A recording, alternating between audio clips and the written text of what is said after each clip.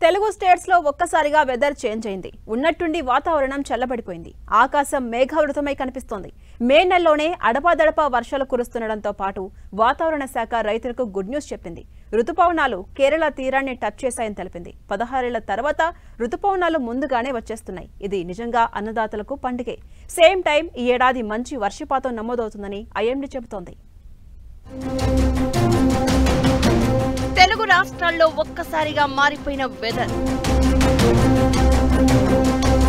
చల్లబడిన వాతావరణం, అక్కడక్కడ వర్షాలు. 16 ఏళ్ల తర్వాత రుతుపవనాలు త్వరగా ఆగమనం. 3 రోజుల్లోనే ఏపీకి విస్తరించే అవకాశం. జూన్ మొదటి వారంలో తెలంగాణకు రుతుపవనాలు. ఈ ఏడాది మంచి వర్షపాతం నమోదవుతుందని అంచనా. చల్లని కబురు వచ్చేసింది. దేశానికి అత్యధికంగా వర్షపాతాన్నిచ్చే నైరుతి రుతుపవనాలు కేరళ తీరాన్ని తాకాయి. సాధారణం కంటే 8 రోజుల ముందే ఈ రుతుపవనాలు దేశంలోకి ప్రవేశించినట్లు భారత వాతావరణ శాఖ తెలిపింది. మరో 2-3 రోజుల్లోనే ఇవి ఏపీలోకి విస్తరించే అవకాశం ఉంది.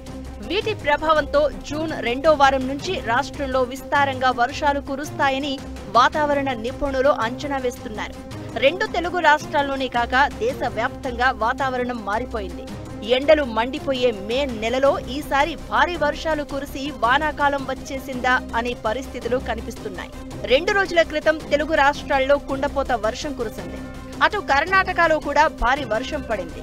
ఈ నేపథ్యంలోనే వాతావరణ శాఖ కీలక ప్రకటన చేసింది. రైతులకు శుభవార్త చెప్పింది. రుతుపవనాలు కేరళ తీరాన్ని తాకాయని, రాబోయే 24 గంటల్లో కేరళకు చేరుకోనున్నాయని తెలిపింది వాతావరణ శాఖ. అనుకున్న సమయానికి వారం ముందే రుతుపవనాలు పలకరించనున్నాయి.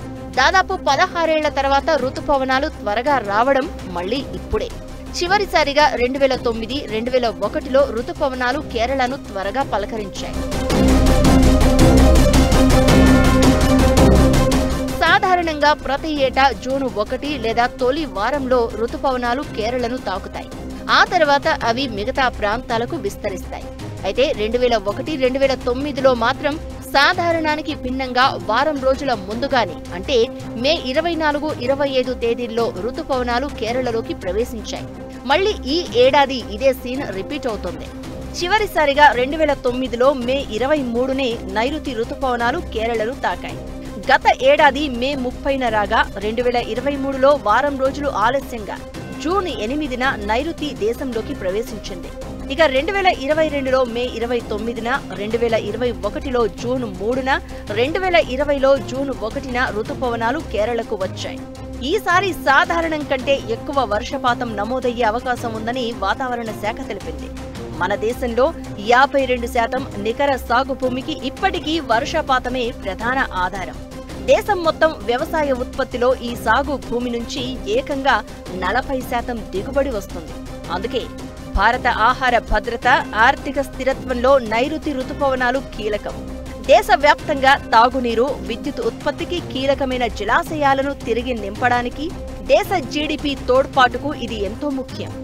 మరోవైపు అరేబియా సముద్రంలో దక్షిణ కొంకణ్ తీరానికి సమీపంలో అల్పపీడనం బలపడి వాయుగుండంగా మారింది. ఇది గంటకు 6 కిలోమీటర్ల వేగంతో తూర్పు వైపు కదులుతోంది. మరికొన్ని గంటల్లో ఇది రత్నగిరి, దపోలి మధ్య దక్షిణ కొంకణ్ తీరాన్ని దాటే అవకాశం ఉన్నట్లు వాతావరణ శాఖ అంచనా వేస్తోంది. దీని ప్రభావంతో పశ్చిమ తీరంలో భారీ వర్షాలు కురిసే అవకాశం ఉంది. అయితే గత 16 సంవత్సరాలలో ఈసారే కేరళలో రుతుపవనాలు తొలిసారిగా ప్రారంభమయ్యాయి. జూన్ ఫస్ట్ వీకులో నైరుతి రుతుపవనాలు తెలంగాణకు విస్తరించనున్నాయి. నైరుతి రుతుపవనాల రాకతో కేరళ రాష్ట్రంలో భారీగా వర్షాలు కురుస్తున్నాయి. దీంతో రాష్ట్ర ప్రభుత్వం అప్రమత్తమైంది. లోతట్టు ప్రాంతాలు, తీర ప్రాంత ప్రజలను అలర్ట్ చేయడంతో పాటు వారిని పునరావాస కేంద్రాలకు తరలించేందుకు ఏర్పాట్లు చేస్తున్నారు. కేరళతో పాటు దక్షిణాది రాష్ట్రాల్లో రాబోయే 6 రోజుల పాటు మెరుపులతో వర్షం పడే అవకాశం ఉందని వాతావరణ శాఖ హెచ్చరించింది. గంటకు 40 నుంచి 50 కిలోమీటర్ల వేగంతో ఈదురుగాలులు వీస్తాయని తెలిపింది. తమిళనాడు, తెలంగాణ, ఆంధ్రప్రదేశ్లలో కూడా రాబోయే 5 రోజుల్లో అక్కడక్కడ ఉరుములతో కూడిన వర్షాలు కురుస్తాయని వాతావరణ శాఖ అలర్ట్ ఇచ్చింది. 1918లో మే 11న రుతుపవనాలు తొలిసారిగా అత్యంత ముందుగా వచ్చాయి. ఇక రుతుపవనాల అత్యంత ఆలస్య ప్రవేశం 1972లో జూన్ 18న నమోదైంది. 2016లో 25 ఏళ్లలో అత్యంత ఆలస్యంగా జూన్ 9న రుతుపవనాలు కేరళను తాకాయి. ఇప్పటికే రోహిణి కార్తె సమయం ప్రారంభమవుతున్నా ఎండలు భగ్గుమనే పరిస్థితి కనిపించడం లేదు. సాధారణంగా మే 25 నుంచి జూన్ 8 వరకు ఉండే రోహిణి కాలంలో టెంపరేచర్స్ రికార్డు లెవెల్లో ఉంటాయి.